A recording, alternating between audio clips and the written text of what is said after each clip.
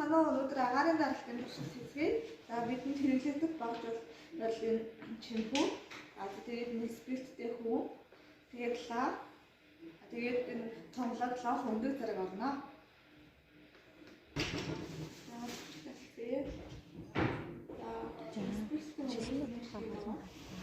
Дээш хүрэх ба ингэснээр гадна байгаа агаарын даралт нь шилэн доторх агаарын даралтаас их байгаа учраас өндөг дотгошоо орж байна.